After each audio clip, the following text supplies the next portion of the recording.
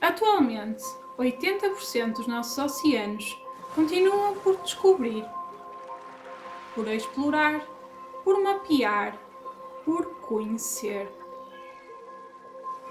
Isso faz com que os oceanos sejam a parte do nosso planeta que nós menos conhecemos. Este abismo do desconhecido é acentuado quando, todos os anos, acontecem centenas de casos misteriosos que parecem estar ligados ao mar. Desaparecimentos, lendas, navios fantasma, crimes, criaturas monstruosas e até mesmo morte. Afinal, o que escondem as profundezas do oceano e por que é que tantos casos que acontecem no mar ficam por resolver? Estas são histórias dos oceanos do medo.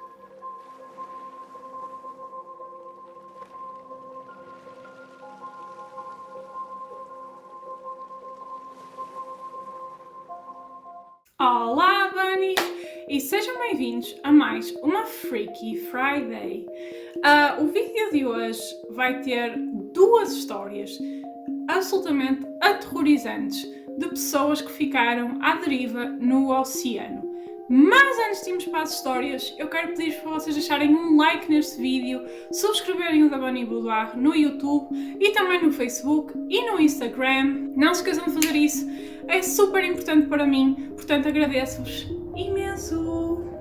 E também tenho aqui um coração para vos agradecer. Eu resolvi trazer estas duas histórias. São histórias um bocadinho mais curtas e, portanto, eu achei que cabia bem num só vídeo as duas histórias. Mas, por serem mais curtas, não quer dizer que sejam menos assustadoras. Portanto, vamos lá. Outra coisa também que eu vos queria dizer é que esta série de vídeos, se vocês não viram o último episódio, saiu a semana passada sobre o navio fantasma Orang Medan e está tudo numa lista de reprodução especial para os Oceanos do Medo, que é esta série que estamos a fazer agora. Então vamos lá à primeira história de hoje.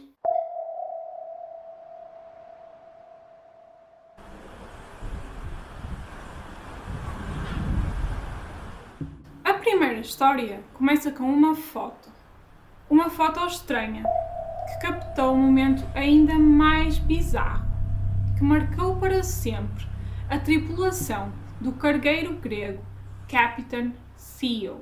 Imaginem estarem a fazer uma tranquila viagem nas águas calmas das Bahamas, quando, de repente, notam algo a flutuar na água. Uma espécie de boia de cortiça.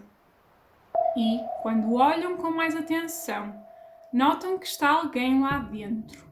Uma criança. E foi exatamente isso que aconteceu em novembro de 1961 no canal Northwest Providence. Quando a tripulação do Capitão Theo alcançou uma boia que estava à deriva no oceano, lá dentro estava Terry Jo Duperroll, uma menina com apenas 11 anos de idade. Mas o que estaria a fazer uma criança tão nova, sozinha, à deriva no oceano? Bem, é aí que a história fica ainda mais sinistra. A história de Terry Jo começa com o seu pai, Arthur Duperroll. O Arthur, ele era um optometrista de Wisconsin, nos Estados Unidos, e ele era absolutamente apaixonado pelo mar. E um dos maiores sonhos do Arthur era passar um ano inteiro a velejar por todo o mundo com a sua família. E em 1961 o Arthur conseguiu finalmente cumprir parte desse desejo, quando planeou uma viagem de barco até às Bahamas com a sua família. E a sua família era constituída pela sua mulher Jean e por 3 filhos. O Brian, de 14 anos, a Renee, com 7 anos, e a Terry Jo, de 11 anos. O plano inicial era então passar uma semana a velejar no mar e se tudo estivesse a correr bem, então eles iam alongar o tempo para mais tempo, indefinidamente. Na Flórida, eles então alugaram um veleiro chamado Bluebell e contrataram um homem chamado Julian Harvey para ser o capitão do navio. O Julian, ele era um antigo piloto da Força Aérea e a eles todos ia se juntar ainda a mulher do Julian, chamada Mary Dean. E a viagem começou então no dia 8 de novembro de 1961. A primeira semana de viagem estava a correr muitíssimo bem, sem qualquer percalço, estavam a fazer uma navegação excelente, super calma. E eles até pararam numa pequena ilha das Bahamas chamada Bimini e lá eles tiveram a fazer mergulho, a apanhar conchas, montes de coisas espetaculares que eles estavam a fazer em família e o Arthur ele estava super feliz por estar finalmente a conseguir fazer aquilo com a sua família. Todos eles ansiavam pelo resto desta aventura que eles iam fazer por várias ilhas das Bahamas. No domingo, no final dessa primeira semana, o Arthur e o Julian, que era o capitão, o tal capitão que ele contratou para o veleiro, eles passaram no escritório do comissário Roderick W. Pinder, na aldeia de Sandy Point, e disseram que estavam a planear voltar ainda antes do Natal, ou seja, eles iam voltar a passar por ali outra vez ainda antes do Natal. Foi esta a mensagem que eles deixaram. Nesse dia à noite foi servido um jantar que era um prato de frango com uma salada e tudo estava espetacularmente bem, estava tudo a correr super bem. Às 9 da noite desse dia, depois do jantar, a Terry Jo decidiu descer até o seu quarto, até o seu camarote, para dormir. A Terry, ela partilhava o quarto com a sua irmã mais nova, a Renee, que tinha apenas 7 anos. Só que nesse dia, a Renee e o irmão dela, o Brian, eles decidiram ficar na parte de cima, no cockpit do barco, juntamente com os pais e com os Harvey. E então, a meio dessa noite, a Terry ela foi acordada pelos gritos assustados do seu irmão Brian, que dizia assim: "Papá, ajuda-me, socorro." Depois desses gritos iniciais do irmão dela, fez um silêncio absoluto no veleiro. E após esperar algum tempo e como não ouviu mais nada, a Terry Jo decidiu aventurar-se para fora do quarto para perceber o que é que se tinha passado. Quando ela saiu do quarto dela, ela deparou-se com uma visão absolutamente aterrorizante.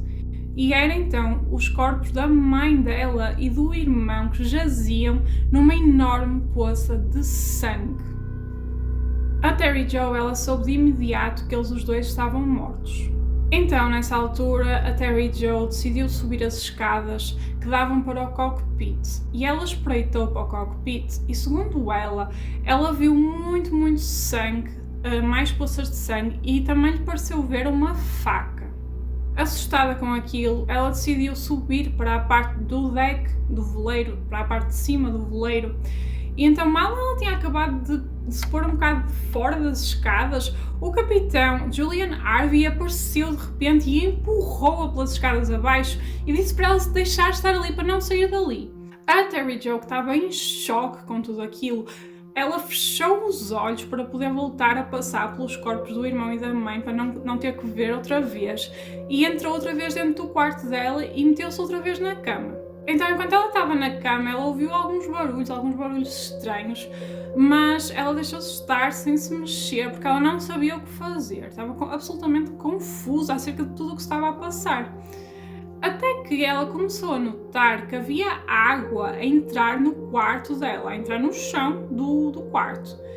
E ela ficou bastante assustada, e quando ela olhou para a soleira da porta do quarto, estava lá, de pé, o capitão Julian Harvey. E segundo ela, parecia que ele tinha uma caçadeira na mão, mas ela não conseguiu perceber porque ele estava na sombra. O capitão Julian Harvey ele ficou alguns momentos a olhar para a Terry Jo em silêncio e ela só ouvia a respiração dele. E depois ele virou costas e voltou a subir para o cockpit. por volta mais ou menos dessa altura, a água ela já tinha chegado ao colchão da Terry Jo, aquilo já estava a ficar completamente inundado. Então, como ela percebeu que o navio podia estar a afundar, ela decidiu voltar a sair e voltar para a parte superior do navio. Quando ela chegou à parte superior do navio, ela olhou à sua volta e reparou que não estava lá o bote salva-vidas, aquele barquinho salva-vidas que normalmente está nos veleiros e nos barcos e nessas coisas todas. Nessa altura, ela olhou à volta dela e reparou que o bote salva-vidas estava a boiar ao lado do veleiro, na água do mar. Nessa altura, o capitão Julian Harvey apareceu atrás dela e ela perguntou assustada se o navio se estava a afundar, se o veleiro se estava a afundar. E ele disse que sim, e disse a ela para segurar na corda, deu-lhe uma corda para a mão, que era a corda do bote salva-vidas. Só que a Terry Jo, ela estava tão aterrorizada e tão chocada com tudo aquilo, foi tudo tão inesperado, que ela largou a corda, ou seja, a corda escorregou-lhe pelas mãos, ela não conseguiu ter força para agarrar na corda e a corda foi para o mar. E então o bote salva-vidas também começou a boiar pelo mar. Nessa altura, o capitão Julian Harvey atirou-se à água e foi a nadar até o bote salva-vidas. E ela ficou ali, sozinha no navio. E foi nessa altura que a Terry Jo se lembrou de uma boia de cortiça que estava no veleiro. Ela foi até à boia, atirou a boia para a água e atirou-se para dentro da boia e foi assim a flutuar à deriva no oceano. A Terry Jo, ela não tinha com ela nem água, nem comida e estava a usar apenas um fino pijama de verão. Durante 4 dias, a Terry Jo, de apenas 11 anos, andou à deriva no oceano dentro dessa boia, com os pés na água, porque a boia, não é, tinha uma rede e ela tinha que pôr os pés na água. Ela não sabia para onde estava a ir, não sabia o que havia de fazer, não tinha comida, não tinha água, estava sujeita a todos os elementos, ao sol, aos ventos, à água do mar na pele dela. E foi como por milagre que ao fim de 4 dias ela foi encontrada então pelo cargueiro Captain Theo. Quando ela foi encontrada, a Terry Jo estava às portas da morte, ou seja, ela já nem estava quase consciente. Mas, felizmente, ao fim de uma semana de cuidados hospitalares, ela conseguiu recuperar totalmente e contar finalmente o que é que se tinha passado a bordo do veleiro Bluebell. O capitão Julian Harvey, o tal que tinha ido para o bote salva-vidas, ele tinha sido resgatado 3 dias antes da Terry Jo. E no bote salva-vidas com ele estava o corpo da irmã mais nova da Terry Jo, a Renee, que tinha apenas 7 anos. Na versão dele, os 2 mastros do veleiro caíram. Ao caírem, eles tinham morto a mulher dele e os do Perrault. Nessa altura, também devido aos danos dos mastros terem caído, o navio começou a afundar-se e ele lançou-se à água para se salvar. E, segundo ele encontrou o corpo da Renee na água e tentou-lhe fazer uma reanimação, mas em vão, ela já estava morta nessa altura. Segundo ele, não tinham havido sobreviventes do Bluebell. No entanto, obviamente, os relatos da Terry Jo revelaram algo bem mais sinistro do que tinha acontecido naquela fatídica noite dentro do Bluebell. O que é que se pensa? Qual é a teoria acerca do que aconteceu? Pensa-se que o capitão Julian Harvey tenha morto a mulher dele para poder reclamar um seguro de vida. Era um plano que ele tinha. Só que, segundo o que se pensa, ele foi apanhado em flagrante pelo pai da Terry Jo, pelo Arthur. E isso desencadeou todas as mortes depois que se deram no Bluebell nessa noite. Ele acabou por matar toda a gente. Toda a gente, exceto a Terry Jo. Não se sabe ao certo porque é que ele não matou a Terry Jo também. Pensa-se que ele ia fazer isso quando apareceu atrás dela, na parte de cima do navio, mas depois, como ela deixou cair a corda, ele viu-se forçado a ir atrás do bote salva-vidas, que era o único meio que ele tinha para sair dali. Também se pensa que ele pode não ter morto a Terry Jo por achar que ela ia acabar por morrer no naufrágio do navio, mas é estranho. O que é certo é que quando o capitão Julian Harvey soube que a Terry Jo tinha sobrevivido, ele fez um check-in num motel com um nome falso e suicidou-se. Portanto, até hoje ninguém sabe exatamente o porquê dele ter feito aquilo no Bluebell, apenas temos algumas teorias. A Terry Jo, por seu lado, recuperou totalmente e ela foi criada por uma tia juntamente com os seus primos. Anos mais tarde, quando ela já era mais velha, quando ela já era adulta, ela escreveu um livro chamado Alone, Orphaned on the Ocean, onde conta toda a sua história de sobrevivência e coragem.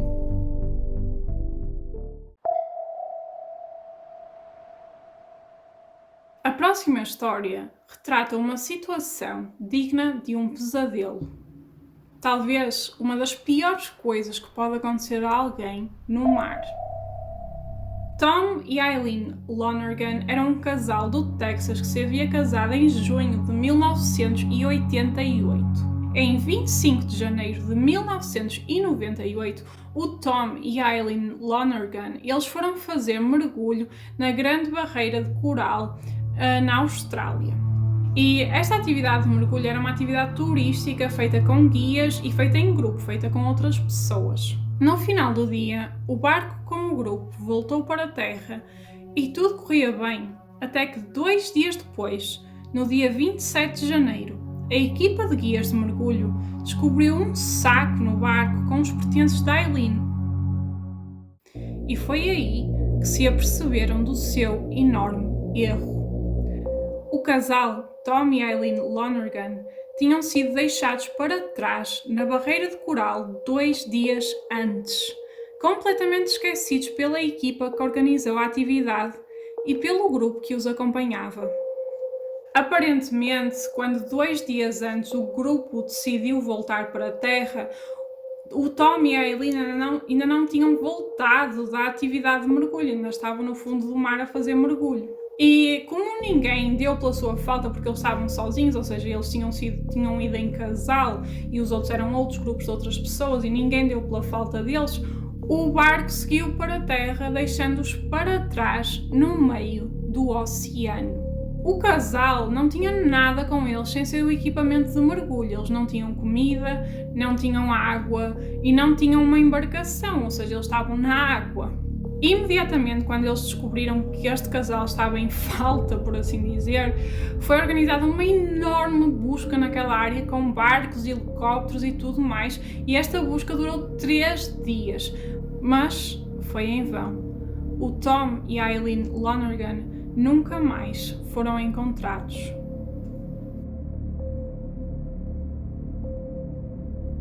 Em fevereiro desse ano, o fato de mergulho da Eileen deu à costa e depois de terem sido feitas algumas análises forenses, percebeu-se que o fato estava submerso na água desde janeiro. E depois, em junho, 6 meses depois do desaparecimento, vários pertences do casal deu à costa a 121 km de onde eles tinham desaparecido. Nestes pertences estavam uns casacos de mergulho com os nomes do Tom e da Eileen, estavam também as garrafas de oxigênio, estava uma barbatana que pertencia à Eileen e também estava um aparelho que gravava umas mensagens para as pessoas comunicarem debaixo d'água. Nesse aparelho havia uma mensagem arrepiante. A gravação era de 26 de janeiro às 8 da manhã e dizia o seguinte: para quem nos possa ajudar, fomos abandonados na Grande Barreira de Coral no dia 25 de janeiro às 3 da tarde. Por favor, ajudem a salvar-nos antes de morrermos. Socorro.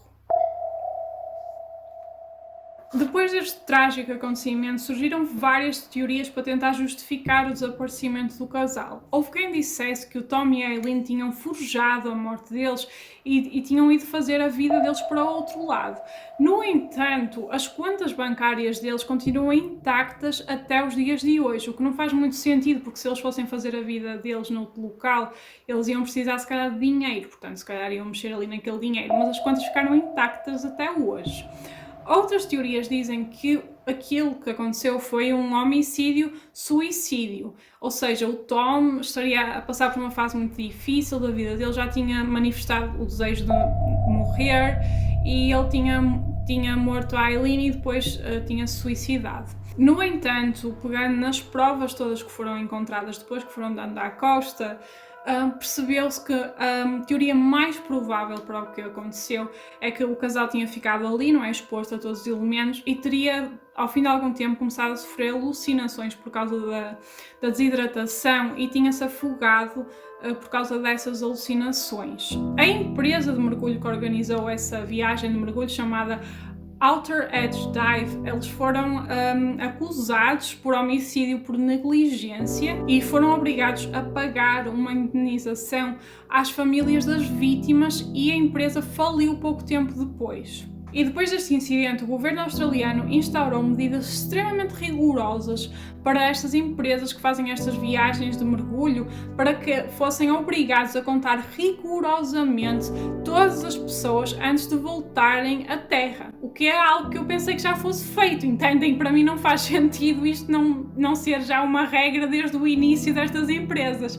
Mas pelos vistos não era, e então eles instauraram estas regras e agora há um regime mesmo rígido nestas coisas, e ainda bem. E pronto, Bunnies, estas são as histórias de hoje. O que é que vocês acham acerca destas histórias?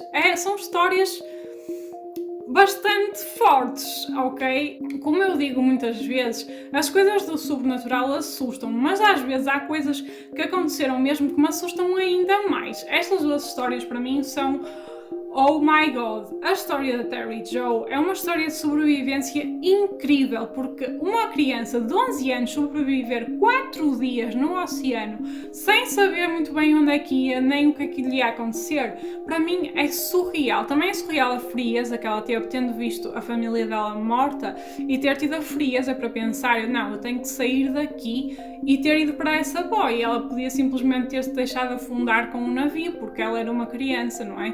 E às vezes as crianças não conseguem ter estas ideias, como se calhar uma pessoa mais velha. Mas isto só prova a capacidade de sobrevivência enorme que o ser humano tem. Eu já falei disto aqui antes.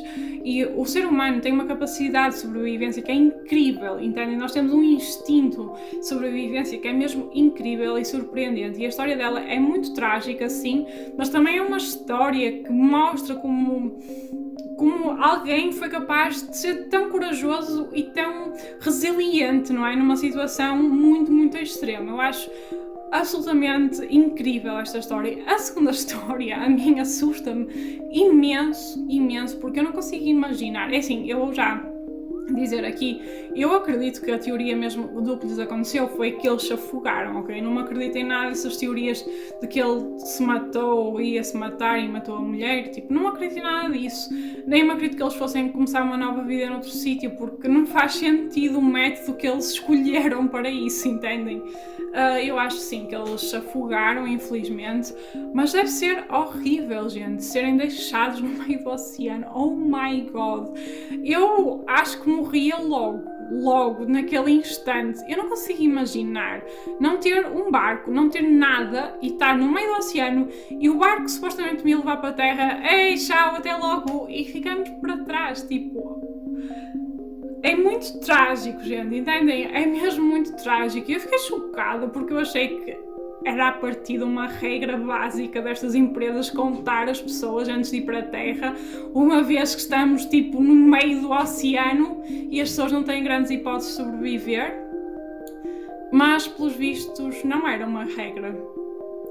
E eu fiquei muito chocada. Eu não sabia que não existia essa regra. E deve ser horrível, entendem? Mas é verdade o que eles disseram não é nas autópsias, porque eles nunca fizeram autópsias, mas na investigação posterior, que as pessoas sofrem alucinações quando estão desidratadas. E já ouvi outros casos de pessoas que eram tipo náufragos no mar e as pessoas sofriam alucinações e as alucinações davam-lhes para mergulhar na água e para se atirarem à água, entendem? Portanto, é super, super normal isso, é super comum, ok? Não pensa que é nada de sobrenatural nem nada disso. É mesmo super comum, tem a ver com a desidratação do corpo e também estar exposto àqueles elementos tão extremos, que é tipo um sol direto, é água salgada à nossa volta, é muito, muito extremo para o corpo humano e é muito comum isso acontecer, infelizmente, para pessoas que estão então naufragadas e à deriva no oceano sofrerem essas alucinações. Eu até vi um caso uma vez Já não sei contar a história toda, mas eu sei que era tipo um casal que estava num barco desses de salva-vidas. Também estavam à deriva já há muito tempo e estavam sem água. E o homem, um dia, o homem, ele começou a ter alucinações e atirou-se para a água e foi a nadar e depois afogou-se. E ela viu e não conseguiu impedi-lo, ela tentou impedi-lo, mas ele queria mesmo lançar-se à água, porque é a alucinação do nosso sistema que nos faz fazer isso, é mesmo surreal. Mas digam-me o que é que vocês acharam, o que é que vocês já conheciam estas histórias, se não conheciam, se vocês ficaram traumatizados, se vocês nunca mais vão fazer mergulho na vossa vida. Eu compreendo, ok? Eu compreendo. Se querem fazer mergulho, façam na costa, ok? Apanhem tipo aqueles camarões da praia, aquelas pulgas no mar e não se metam para os recifes. Não estou a brincar, mergulho deve ser uma coisa incrível, eu gostava muito de experimentar, mas eu tenho que ter a certeza que a pessoa, o guia, me chama no fim, ok? Porque eu não consigo imaginar uma morte. É uma morte horrível, gente, ok? Porque eles deviam saber que iam morrer, né?